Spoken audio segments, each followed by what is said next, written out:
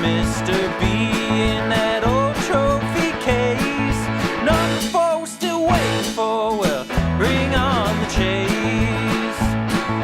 Out on the field at Mile High, Broncos win is our desire. Coupled with a break, brew and a friend, bleed orange and blue to the bitter end. Come and join us, DNVR. We are DNVR. We are DNVR, and we are live from Studio B. The B stands for Bounce Back Day for Drew Lock. I just came up with that right now. That's not bad. Yeah, thank you. Actually, 2 B's. Bounce back. Bounce BB. back, yes. Yeah. Firing the BB gun, as it were. We will talk about that here in just a second, but first, a shout out to our friends at MSU Denver. msudenver.edu/online is where you can scope out all they have to offer, and they have a lot to offer. We're talking 750 total classes, 45 plus online and hybrid programs. There's something for everyone over at MSU Denver, and as I've told you guys many times before, MSU Denver students work twice as many hours as students attending any other college institution. So if you're looking to maintain your full-time gig while getting a better education, MSU Denver is the place for you. Mace, how are you doing on this Friday that we both agree feels like a Thursday? Yeah, I'm doing very well, although I'm dressed like a Friday.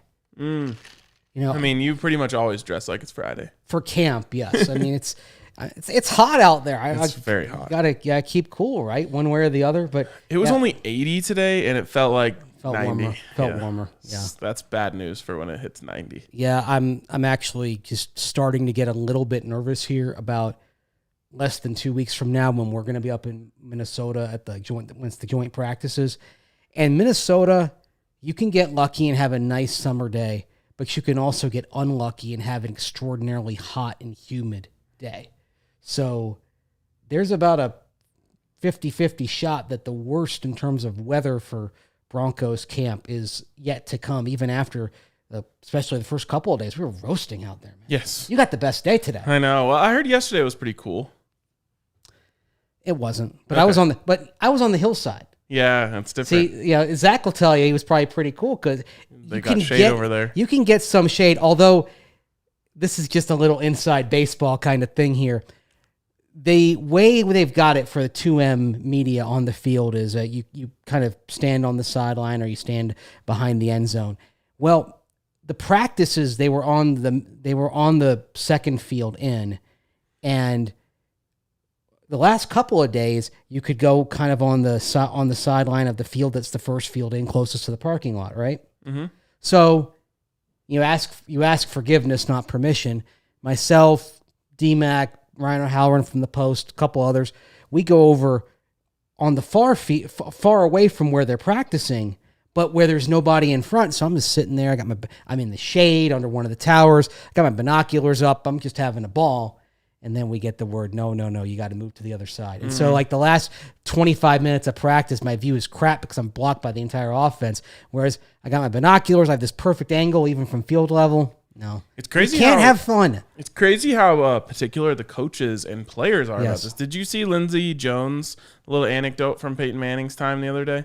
No, but So if you jog my memory, I'm probably aware of it. So she says, obviously when practice starts, everyone's out there taking attendance. Yes. So Peyton came up to her one of the first times she was in the locker room when he got to Denver and said, hey, what are you writing down when you're writing in your notebook at the beginning of practice? Yeah.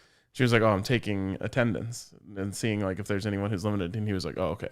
Like he was like, wanted to make sure she wasn't writing down any trade secrets. Oh, Peyton was the king of this, and it influenced everything the Colts did in particular when he was there, because this is a true story.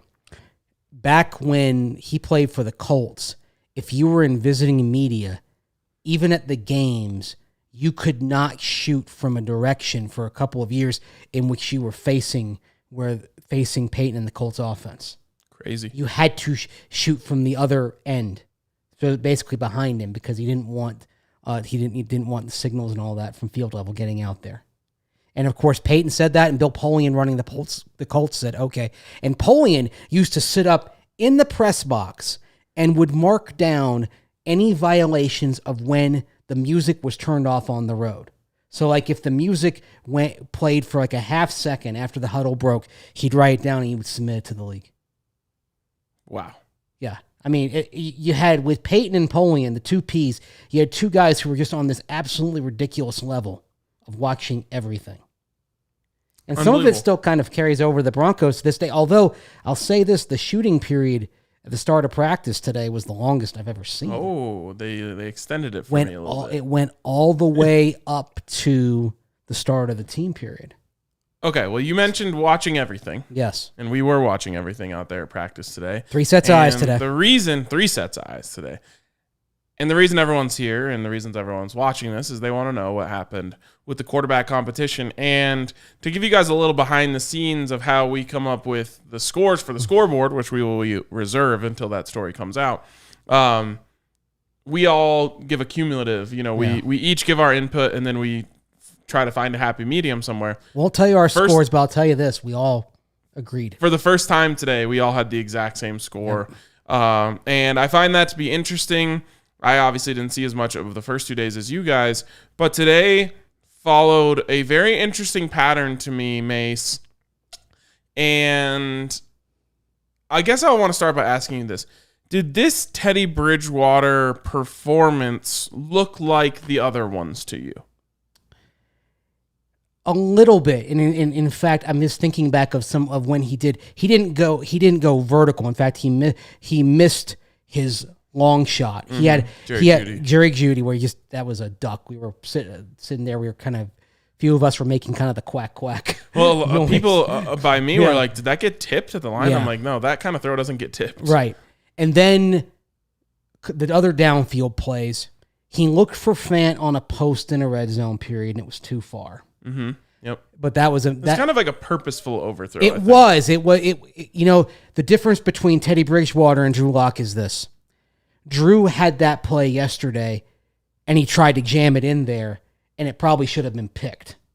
Teddy is going to, if he's going to err, he's going to err on the overthrow, and maybe my guy in the back of the end zone can catch it, but the defense isn't coming up with it. I am not, we may not get 7 here, but we're not giving up 3. Mm-hmm. And Drew came Drew is, hey, good for him. He has not thrown a pick. Came very close to a couple yesterday. So that's the sort of a difference between the two. And then Teddy and a play that could have worked out. It was about an intermediate range, about 20 yards to the sideline. Tyree Cleveland, nice job to get separation. I believe Surtain was in coverage, and he just couldn't bring it in. Missed? Well, it was in his hands. I mean, that's 2 passes that Teddy has thrown to Tyree that have hit him in the hands, and he hasn't been able to come up with. Although a couple of days ago, that would have been a great catch. This one was one that Tyree should have had. So here's where I'm going with this, and I feel pretty strongly about this now that I've kind of watched these two. I don't think that Teddy Bridgewater is ever going to do anything to win this competition other than not lose it. So to me, the door could not be more wide open for Drew Lock to go out and take this competition. Now, he has to do it because Teddy, I used this metaphor yesterday and I like it. Teddy is just returning the serve. Mm-hmm. You're going to hit a ping pong ball over on his side, he's going to hit it right back. You're going to hit it to him, he's going to hit it right back. He is waiting for you to make the mistake. He's just going to keep playing it back and wait for you to screw up. Today, Drew didn't do it. Today, Drew was dialed in. He was locked in, and he made some big plays down the field, but he also was the more accurate of the two based on completion percentage. Yeah. So, because Teddy missed that little cross underneath. Yep. Early, and then of course he missed the one to Jeudy. He overshot Fant, and then Tyree. And I think Drew only had one. I believe so. Yeah. One incompletion on the day. Yeah. If Drew can just perform well day in and day out, I think that he's going to win this job. I think the door is wide open for him to do so because Teddy, to me, like the amount of checkdowns is almost nauseating. And I realize he's playing this smart. He wants to just say, like, I'm going to do the right thing, the smart thing, the easy thing, and that's fine. He's also picked up something, and I noticed it because he did hit Jeudy today. Mm-hmm. Both these guys are, but I think Teddy, this is where he might go beyond the 2-yard check down to a running back to a shorter intermediate pass to Lock or to Jeudy. He's figuring out, if I just get the ball to Jeudy, he's going to do something. He's going to make me look good. And he sure does. And he sure does. And Drew had the post route to him today, and it was interesting. Drew has, and this is another thing that's kind of worth noting, Drew is making mincemeat when he goes of the second team when he's got Jeudy to work with. Mm-hmm. Well. As he should. Mm-hmm. Another thing today is, and this is kind of where, Drew is the high variance quarterback. His highs are higher, his lows are lower. Teddy is very even. Well, today you had a day where there was not as much pressure. Yesterday, Vic cranked up the pressure. It wasn't just Vaughn off the edge. It was supplementing that with guys coming up the A-gap. Today, Vaughn got a rest day. Shelby Harris got a rest day. And you didn't see the same kind of pressure looks. It was almost like this was a day after yesterday. It was a day, instead of throwing the kitchen sink at the quarterbacks, decided to kind of ease back, drop into coverage, give him the chance to find some more windows. Now, Teddy, being the even key, because his highs are lower, didn't really kind of rise up. Mm-hmm. But Drew did rise up. But if the pressure gets cranked up again tomorrow, Drew's performance in the past would say that he'll probably have a run like he did yesterday when he had that spate of incompletions and was missing guys. So it's really kind of interesting. And Vic alluded to the fact that the quarterbacks have been what you expected. Yeah. They really have been. Yep. That's the truest thing here. Drew so far has been kind of like this, and Teddy has been kind of like this. Today for Drew was up here. I will say I was a little bit, and I mentioned it briefly a second ago, I was a little bit disappointed by how many checkdowns Teddy took in 7-on-7s. Yes. And then Drew took a bunch of checkdowns. He did too. I mean, it's in Teddy's defense, Drew went through a pretty long checkdown phase today as well. He did. But Drew did, I mean, he eventually had the 50-yard bomb to KJ Hamler, which great throw, great catch, awesome play all around. That was against the twos as well. Drew Parnell Motley. Drew is kind of making him his own personal hand puppet. Yeah. When it's him going against the twos, especially considering that it's Jerry Jeudy and KJ Hamler going against the twos.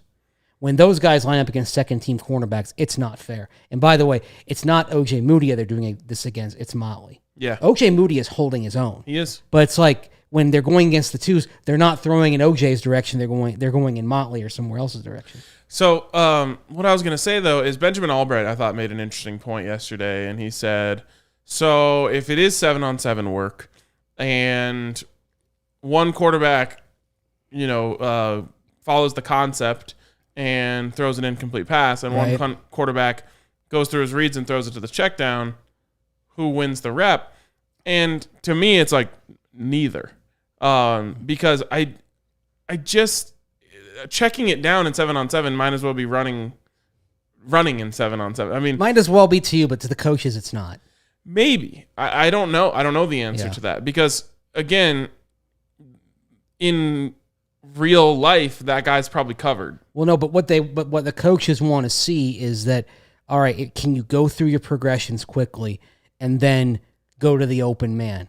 Right, but if you go through the progressions and it just doesn't get completed, I think what I'm saying is most of 7-on-7 work is designed just to make sure you know the progression. But also it's when you see that nothing's there, make a quick decision. Okay, what's got the best chance? What's got the best chance of at least keeping the line moving? And that's what, because if there's nothing there, unless you are in comeback mode, if it's the second quarter and it's 7-3. Then what do you want on 2nd and 10? Do you want the incompletion that's thrown into traffic and potentially picked off, or do you want the dump off that gets 2 yards and maybe the running back makes the guy miss and turns that into 5 or 7? Because that's actually something Melvin Gordon, for example, does very well, and that's why we've alluded to this over the last few months. Melvin Gordon would be Teddy Bridgewater's best friend. Yes. And Melvin may not be unhappy with that because Melvin in San Diego and Los Angeles was a pretty fair receiving back. Yes. I want to see Teddy just trust himself a little more. I think I do too. That is what I'm getting at mostly, is just like when you see that in 7-on-7, there are guys that are going to be open. So trust your arm. Throw it in there. You remember the end game, and this is kind of, I think, illuminates your point. The end game scenario in Charlotte back in December. Panthers are down 5. They've come back. Teddy's actually done some nice things to get the Panthers back in the game at that point. Yep. And what happens? They go 3 and out, right? Yes. And when he gets to that 4th down, and he does realize he's got to kind of stay in a little bit longer to give an opportunity, because they had 4th and long, and it kind of broke down, which is why the notion that if you're down 10 points in the 4th with 7.5 minutes to go, you're better off with Drew than with Teddy. But the problem is, if Drew still is a high variance quarterback, is that putting you in a position where you're down 10 or 14 points consistently in the fourth quarter because there's been a mistake or two along the way?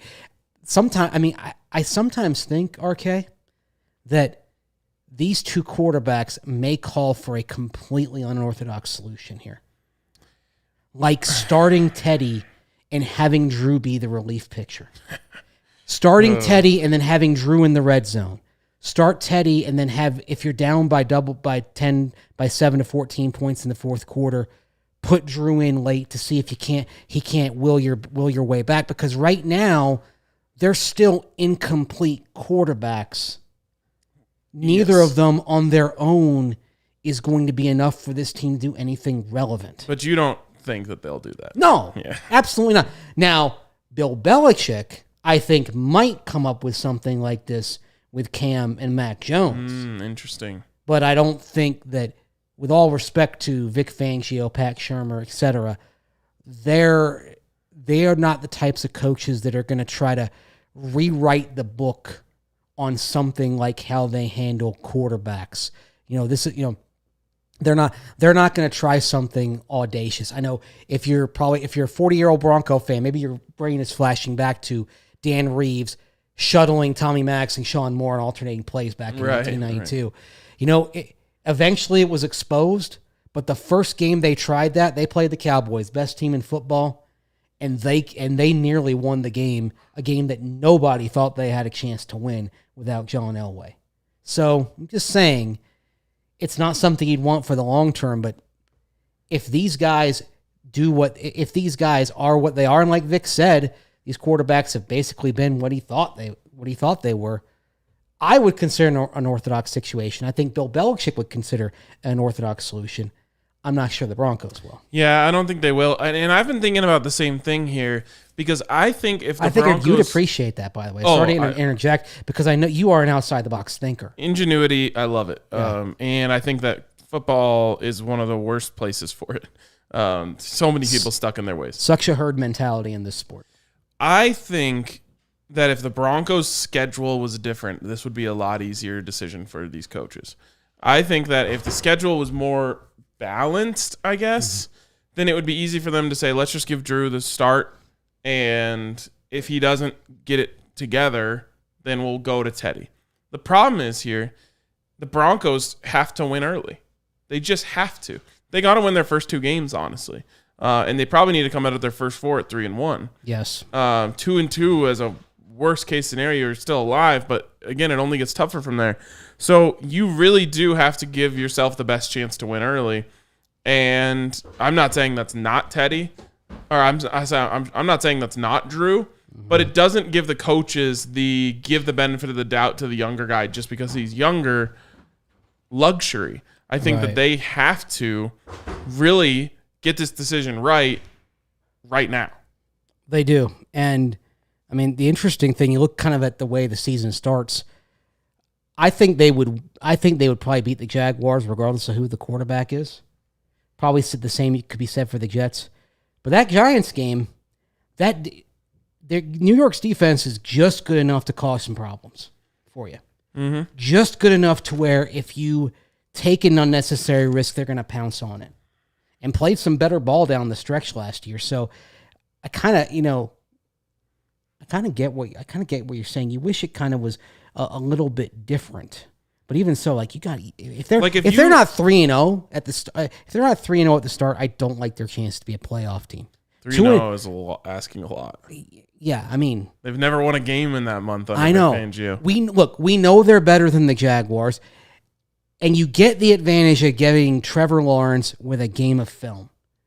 I would feel much worse about the Jaguar game if that were the opener. So, much worse, because then I think what are they going to do? The element of surprise is going to help the Jaguars, and I actually think they're going to massacre the Texans in Week 1, just because they're a much more dynamic team. Is Deshaun Watson playing in that game? If isn't Deshaun Watson like a safety right now in practice or something? Oh, they're using him on scout team. Yeah, I mean something. Yeah, it's just crazy. So. I like Jacksonville in Week 2 for the Broncos because Vic's got a week of film to study on Trevor Lawrence, and they'll figure some things out. But yeah, they've got to win these 3 because you mentioned Baltimore, Pittsburgh, and you get the Raiders, and then you get the Browns, and so that's probably a stretch where 3-4, 1-3 is probable. I think, and then Washington and Dallas are so interesting after that because those are probably coin flip games as you look at them right now. Yeah.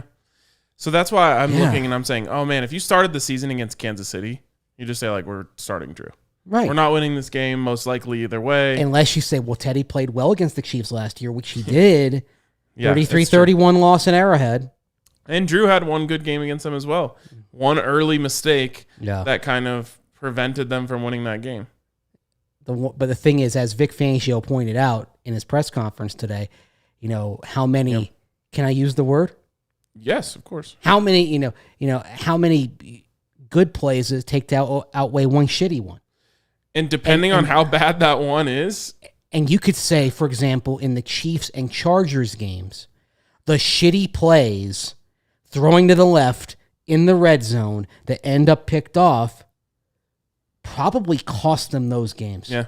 Even though they were early, first quarter, you look back on the game flow. And that's what did it right there. You look at the Falcon game, one shitty decision downfield. I'm just going to use Vic's word. That basically turns the comeback from a realistic possibility into something that was a bridge too far. Yeah, it's an interesting part of football. It is, where it's such a battle that goes back and forth, in a good game, the whole entire game. But then afterwards, you look back and you say, oh, man, that one thing kind of changed things. Mm-hmm. If they just scored 3 there, it's a different game. I'm absolutely convinced they would have won that Chiefs game if not for that pick. I think they would have had a great chance. Because the Chiefs did not come ready to win that night. Nope. They came ready to kind of mess around. So they were there to be had. It's an interesting little battle they got going. But do you agree with my point, and this will be our last thing here, do you agree with my point that if Drew plays well, if he gives us good Drew on more days than not, he will win this competition? Yes. Okay. And that was my biggest takeaway today. Exactly. If he does, put it this way, if he strings to, on our scorecard, if he strings together enough 6-4 days, he's going to be the guy, and he should be the guy for this year. And then the season becomes finding out if he is a long-term answer or if he is Tyrod Taylor for Buffalo in 2017, or what Jacksonville should have thought of with Blake Bortles that same year, or Mitchell Trubisky in Chicago. You're fine. You can have success with him, but it doesn't necessarily mean you're writing him the big check if you're smart. So can Drew go beyond that level? Then you get the year to find out. Yep. You get the year to find out, and then you go into a decent quarterback draft next year and go fishing if it's not enough, or you go get Aaron Rodgers, because I'm sure you saw the news of that restructure yesterday and kind of what's in there. The number $47 million is floating in space because there's no way the Packers are going to have a $47 million cap charge for Aaron Rodgers next year. Right. So either he's happy, he decides to stay, there's a restructuring, or it really is the last dance that he's alluded to, and he's somewhere else. And if you were betting on possibilities, if Aaron Rodgers is not a Packer next year, the Broncos are still the favorite. They are. All right, Mace, we got to do our DraftKings pick of the week now. Do you have anything for me? Do I have anything for you? Well, I will give you a second. I'll give the you people. do yours. I'm getting my baseball pick here for you. So everyone knows I've become a huge Rapids guy. Rapids. Hey, I got my Rapids hat on I here. know, throwback Rapids. It looks nice. I was love calling that my gold. name when I was out at Dick's about a week and a half ago. Had to get it. I love the gold. I wish they'd bring that back. Rapids going to Austin this weekend to take on Austin FC. Austin, Massachusetts. No, Austin, Texas. You saw that. You know what I'm referencing, right? I don't, but I... Road Trip. Oh, I saw Road from Trip. 2000. You know Tom Green's character, he like Austin, like he tells the girl he's looking for one of the guys, Austin, Massachusetts. So I'm going tie no bet here, which takes away a little bit of your value, but Yes. I hate ties, and so I don't want to lose my bet because of a tie. But you've come to like soccer. I do. Well, I've always liked soccer. Yeah. I'm just getting into the Rapids. I'm just bandwagoning the Rapids this year because they're good. Plus 130 to beat Austin FC. If it's a tie, you get a push. I like the value there. I think the Rapids are the better side. They just made a big move to give themselves possibly the best midfield in MLS. So They did. a lot going their way, and they're going down to Austin. I think they get the job done. Now, next time you go to a Rapids game, though, are you going to sit with the supporters and sing the whole game, or are you going to join me up in the more sedate area along the sideline? I will be with the supporters. Okay. Yeah. All right. You know what though? I'm glad. I'm proud of you. Yeah. I mean, I'm probably a little too old for that at this point. I just like to sit there up about 15 rows up on the sideline, and I mean, it's a much better view from where you are. yeah, it is. And of course, the other thing they've got going for you there is they have a fish and chip stand right there by the supporters area. Ooh, I got a meatball sub. I don't know why. I was several drinks deep. You should That's have what looks good. You should have the fish and chips, or you should have one of the meat pies that they have down there. Oh no! There it is. Oh. That's why I got the meatball sub. Yeah, because I did a fish and chip order last time I was there, and it's amazing. Wow. But I'm also half English, so anyway, you know what? I love my reliable bet here, and it didn't work out for me last week though, and it's the over under on the picture opposing the Atlanta Braves tonight. It's Brewers against Braves. Braves taking on the first place guys from Milwaukee. Corbin Burns, his over-under for strikeouts is 7.5 tonight. Take the over against a still free-swinging Atlanta lineup, even without Ronald Acuna Jr. there leading off. All right, there you go. There are your picks of the week. DraftKings Sportsbook, America's top-rated sportsbook. Make sure you check them out. This week you can get 1 to win 100 if any American medals. Americans are medaling every 5 minutes, it seems. So just get in on that. Make sure you cash in on your free $100 of any American medals. And, of course, you can always get a sign-up bonus up to $1,000 when you use the code DNVR while you're signing up. To get that, of course, you must be 21 or older. Colorado-only bonus comprised of a first deposit bonus and a first bet match, each up to $500. The deposit bonus requires a 25x playthrough and restrictions do apply. See DraftKings.com/sportsbook for details. And if you have a gambling problem, call 1-800-522-4700. Massive day coming up on Saturday. Oh, yeah. It is the grand opening 2.0 of the DNVR bar. We're going to have a red carpet. We're going to have ribbon cutting. Going to have a big-time party. You know, in the midst of all this, there's going to be a live Broncos show. That is true. Going on here. And I will probably be quietly working on my quarterback piece while all this is going on. But you're going to get to come see all of us at some point if you hang out long enough. We're going to have a huge party. We're giving away a Never Summer Breckenridge Brewery snowboard, ski goggles, cooler, and tons of swag all day long. And all you have to do is show up and you're airing to win. Here's the thing. If you're a member, you're going to get 10 extra raffle tickets right off the bat. So there are always extra perks to becoming a member. Do it already. Do it right now. Get those raffle tickets if you're coming on down for the grand opening 2.0, 1 p.m. Mountain Daylight Time Saturday here at the DNVR bar at the corner of East Colfax and York Street in one of the maybe the greatest city in the world, Denver, Colorado. DNVR, of course, has the most in-depth coverage for your professional Denver teams. You probably know that from listening to the podcast, but there are more perks to becoming a member, including You get to read our content. You get to read our quarterback scoreboard. You get to read a thorough story on everything else beyond quarterback. So if you're sick of reading about the quarterbacks, later on this afternoon, early this evening, read my piece on the day. Caught up with Bobby Massey and Josie Jewell after practice. Tell you what they had to say about things that are going on. You can join the DNVR Golf League as well if you become a DNVR member. The DNVR Golf League has concluded. It has. Oh, yes. Well, let me delete that from the read here.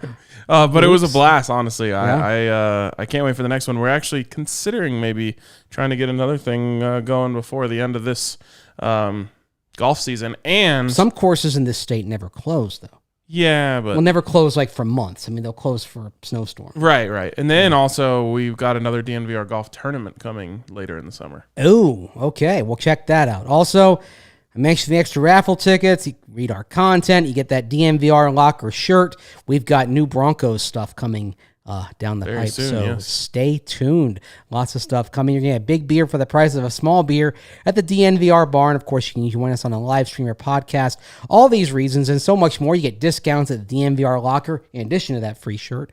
And discounts with our sponsors as well. So check all that out. And by the way, just dropped a new training camp sale. We do one every year, and this one just came out. Let me make sure I get the details correct here. What you're going to do is use the code CAMP2021 when you sign up at thednvr.com to get in on all the coverage, including the much heralded QB scoreboard.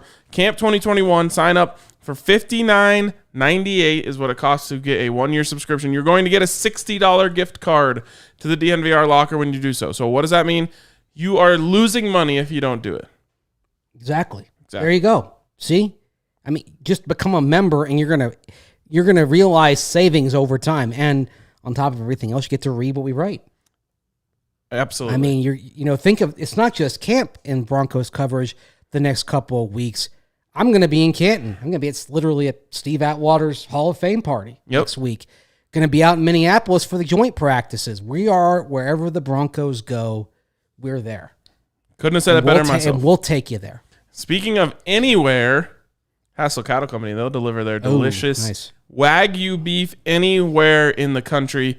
And let me tell you, the people that work here at DNVR are obsessed with Hassel Cattle Company Wagyu beef. Most notably Eric, who is over in the office right there. He's always looking. He's putting in like an order a week at Hassel Cattle Company. He likes to say that he just runs on Hassel Cattle Wagyu at this point. He's just composed of Hassel Cattle Wagyu.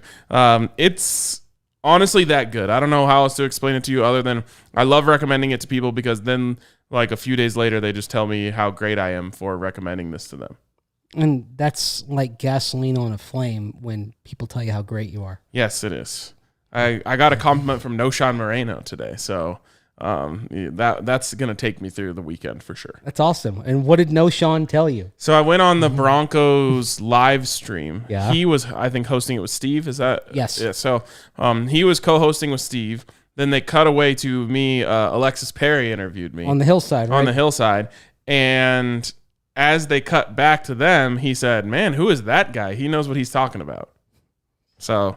Noshan's a good dude. Yeah. And apparently interested in maybe working in the media a little bit more. So maybe we can get him on a show or two. We should have him down for a show. We should have him here at the bar. We absolutely should.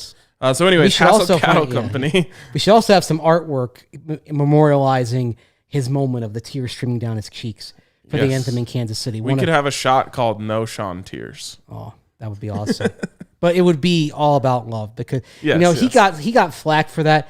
That's one of the coolest things I've ever seen covering the Broncos was that emotional reaction at that moment. Absolutely. Couldn't agree more. Anyways, Hassel Cattle Company, buy 3 get 1 free right now on their flank steaks. The code is DNVR flank at checkout. Buy 3 get 1 free. And also you can use the code DNVR10 for 10% off, and you always get free shipping when your order is over $200, and let me tell you, you're going to want more than $200 of this stuff, or you'll just keep doing more orders. But either way, check out Hassel Cattle Company.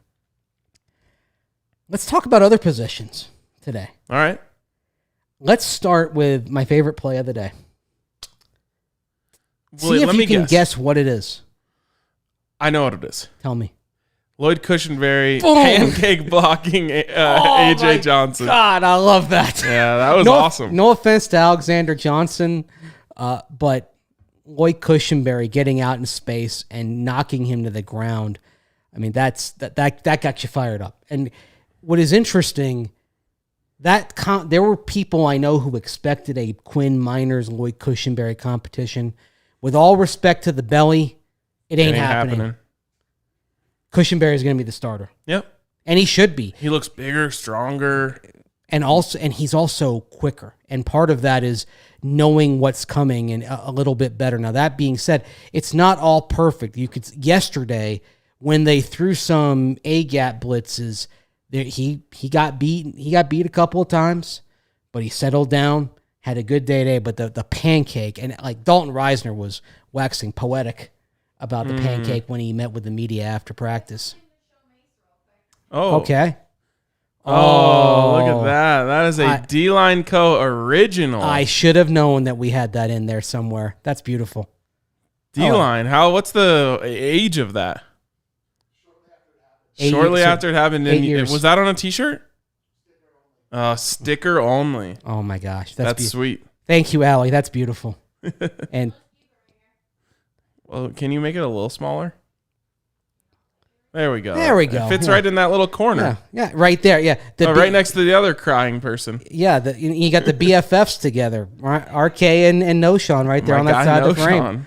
Oh my gosh! So yeah, Cush, huge play, and that was the second biggest ovation of practice, other than Jerry Jeudy just getting the people riled up after a big catch. He loves the fans, and the fans love him. They really do. He is the breakout star. Actually, going through the team store yesterday and seeing the players that had the jerseys on the racks, it's almost like it's kind of stuck in back in time from what things look like going into the 2020 season, or 2020 off season, I should say, before the pandemic hit.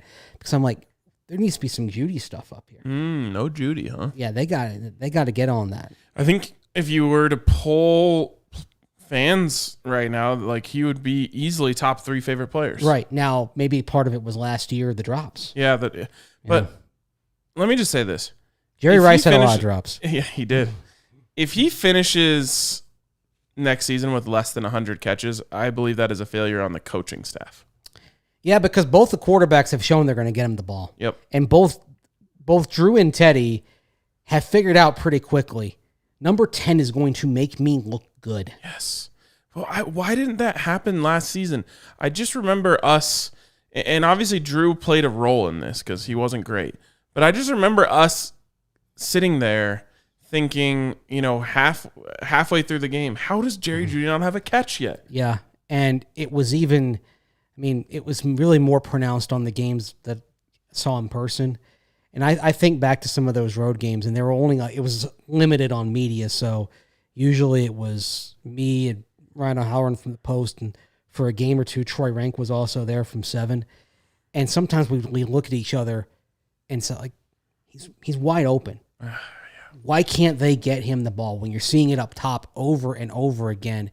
Just get it in the vicinity and give him a shot because he's shaking people with his routes, even though once Cortland Sutton was down, he started getting CB1 in coverage. It didn't matter. Yeah.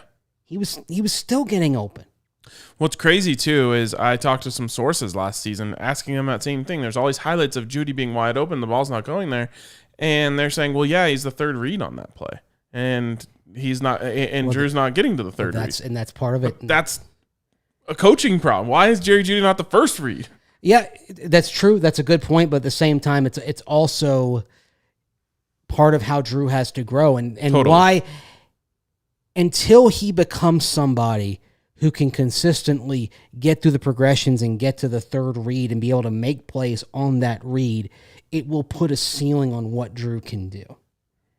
And that's why when you see him kind of move his head and use his eyes, you're encouraged by that. Mm-hmm. Now then kind of the next step on that is, okay, what happens against full tilt pressure? Today, didn't see a lot of pressure. He got comfortable. but he didn't have to face Von Miller and Bradley Chubb. Yeah. So what happens when things break down a little bit and he's having to move? You've still got to be able to kind of keep your eyes downfield and keep being aware of your progressions even as things are breaking down. And that's what, and if he does that, that's what's going to open up the possibilities for him. I mean, Bridgewater can already do that. The thing is, Teddy doesn't have the arm talent to always exploit that. Right. As Drew could if he could get past this roadblock. And like Vic Fangio said yesterday, Drew's done a good job studying. He's learned things.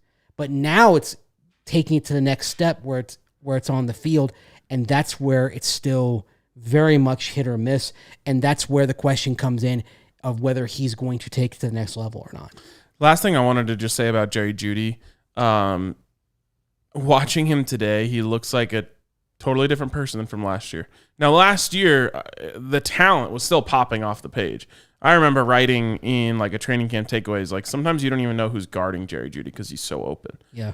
But he looks so comfortable out there. Just even like his body language, the way he's getting in with the crowd and pumping them up. I'm like, oh man, he almost last year it felt like he was on vacation and now he's home. It's an interesting way of putting it. Usually on vacation you enjoy yourself though. No, but I just he mean like he enjoyed himself. I just don't think, but I can't blame him. Right. Maybe vacation isn't the right word. Maybe he was on a work trip last year and now he's at home. I think I think it's interesting you mentioned work trip. I think back to when I went from covering the Broncos to the Panthers. And just you go from covering one team to another into different rhythm. And I'm not saying that I was lost, but it was probably about 6 to 8 games before I really kind of had a good feel for the team, the personalities, and what they were doing. To the point, I mean, my work was fine all along, but until I felt like I was really attuned with what they were doing, and I kind of knew what to expect, knew the ins and outs, etc. And I think Jerry kind of went through something like that, and certainly a COVID season didn't help. And the fact that he's never been on a losing team in his life. He's never known what it's like to be bad. Yep. And so you face that for the first time. It's like, okay, what happens? One of the things that I've heard from scouts over the years is that they say, okay, all these guys are used to being the best. Mm-hmm. Pee-wee, high school ball, among the very best at what they do. And then if you have a guy that went to a program like Alabama or another equally successful program, they still haven't seen adversity yet. So what happens when you get to this level? You're smacked in the mouth, you're dealing with a losing streak, or this isn't the case for Jerry Jeudy, but simply there are a lot of guys who have your level of talent. Yes. And can prevent you from doing what you want to do. And as good as Jerry Jeudy is, and as he was getting open, but there were times, it was more difficult to shake guys. Yep. So, and then kind of the cherry on the sundae was the drop pattern that he got into. And, I'll touch wood on his behalf. I haven't heard anything about that. This is training camp. I believe he has had one drop in the practices that we have seen. And I think you have to go all the way back to the first OTA that we saw. Okay, go. So none in training camp. Haven't seen none in training camp. Nope. Yep. He's been clean. Not to over harp on quarterbacks, but I just wanted to mention one thing about both guys, and we won't even make it a conversation about the two of them. Both guys are completing a high clip of passes. Mm-hmm. I don't remember that from many other training camps where, like today, I don't know what the numbers were. Drew had 1 incompletion. Teddy had 3. Yeah, I believe so. That's a high clip. I mean, Teddy, we knew coming in today, only had 2 total. Teddy literally has 5 incompletions in 3 days. Yeah. I mean, Drew, unfortunately, his incompletion total was spiked by having 7 in a row yesterday, including 7 on 7. But either way, I like that. I like that these guys are getting the ball to the right place and completing the ball a lot. I just don't think I've seen that a lot in these quarterback years for the Broncos. All right, what else stood out to you in your notes today? Anyone else that you wanted to point out? We didn't see Tim Patrick today. Of course, he's dealing with a little injury. Mike Purcell left Looks like he's got a sprain. You're nervous on that because he's a bigger guy, but also he's coming off of the injury from last year. I mentioned Bobby Massey working with the ones today. And actually it was interesting. They had Calvin Anderson moving over to left tackle with the twos, backing up Garrett Bowles. And so Cameron Fleming, the other veteran that they signed back in May, was working with the twos at right tackle today. So there's still some shuffling going on. I would be remiss also if we didn't touch on the running game, because we're talking a lot about the quarterbacks in the passing game. But Melvin Gordon looks terrific. Mike Boone is explosive. Yep. Javonte Williams, he's fine. He's a good back. But Melvin and Mike have been a little more dynamic, have had a little more burst to this point. I think Javonte Williams is still adapting to the speed and everything around him.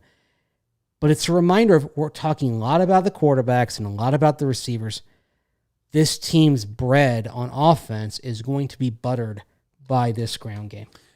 I'm taking up residency at Boone's Farm because you're gonna be hammered pretty quickly. Yeah, it's true.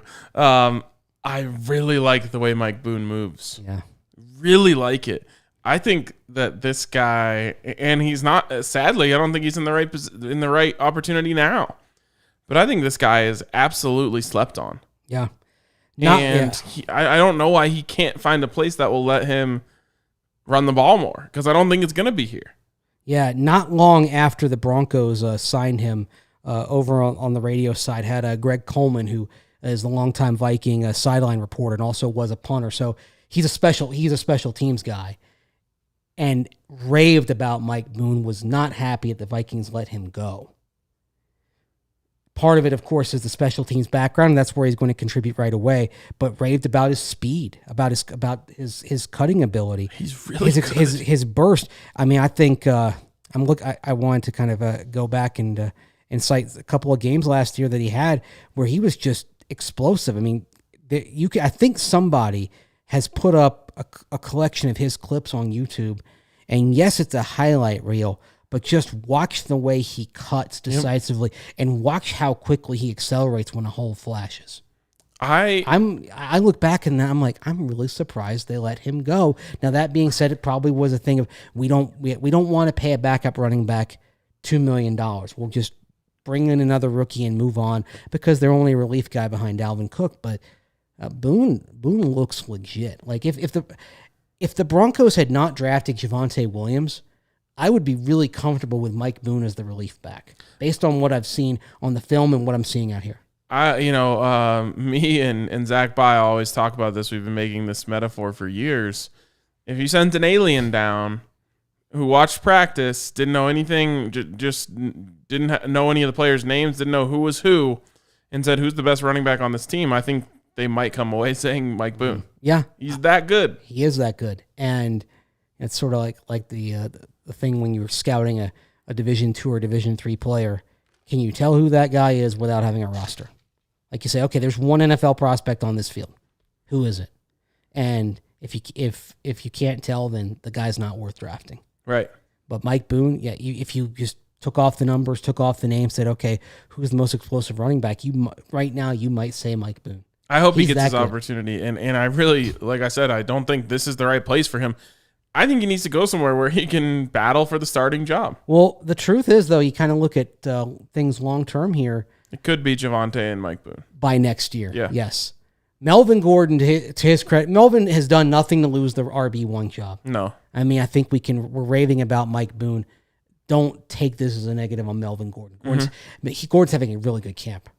Yeah, I mean, I haven't seen him make a mistake. No. Wrong read, anything. He hasn't dropped a pass in the flat, and believe me, he's had his share of checkdowns because of what we talked about from both the quarterbacks so far. But Melvin's been terrific, but Mike Boone has that fifth gear that I think is surprising people who haven't watched him. Yep. Last thing I wanted to point out is Pat Surtain, his comfortability. Now, he got beat by Jeudy. Everyone gets beat by Jeudy, but I've never seen a guy look less like a rookie out there. He doesn't. Again, if you didn't know, I don't think you would think he was a rookie. The one thing, this is just because I've been doing this an awfully long time. the guy that as a rookie on the defensive side that was more comfortable right away, that I'll say is DJ Williams. Came out of Miami, and they dropped DJ in there, and he immediately got it. Like, well, that's a very intuitive position. yes. But Pat Surtain, I'd say, is probably, in terms of his comfort level right away, is probably a notch behind DJ, but that's still a good place to be. Right, yeah. I mean, DJ was, they put him in there. Ian Gold had left in free agency that year, and because of DJ, they didn't miss a beat. Yeah. And I get close to the same vibe from Surtain, different position, but the same kind of maturity. Of course, that being said, some of that is about the program you come from. Alabama today, in terms of producing pro-ready guys, is what Miami was back in the early to mid-2000s. Absolutely. So you come from out of there. You've been against great players in practice. You've already kind of broken through that wall that I spoke of earlier of saying, hey, this is the first time in your life that guys have been on your level. Right. He's going up against an offense that has Willis McGahee, Frank Gore. Frank Gore. Frank Gore was a third team. Andre Johnson, guy. Or was that a little before? Andre Johnson was a teammate. Like the 01 Miami Hurricanes, and DJ Williams played on that team a couple of years before he came to Denver. The 01 Hurricanes are the greatest college football team I've ever seen. I mean, they all played in the NFL except for the quarterback. Ken Dorsey had a cup of coffee. Yeah, he did. But that, and I was lucky enough to be living in South Florida that year.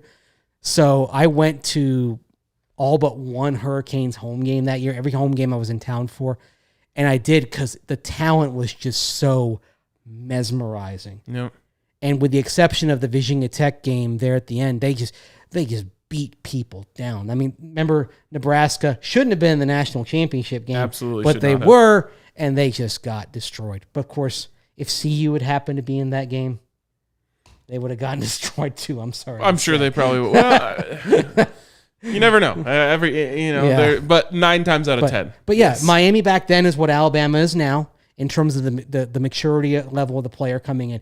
As far as just they walk into a huddle and they immediately get it. They know how much you have to study. They know how much you have to prepare. Yep. And if they get beat on a play, they're not going to be phased. They're just going to go. They're going to go on. So you don't have that adjustment period for a guy like Surtain. Of course, it says something about Jeudy. We talk about he had an adjustment period even though he came from Alabama, but even there, Jeudy was just so much better than everybody else. Well, and that's kind of different. Pat Surtain's a really good player.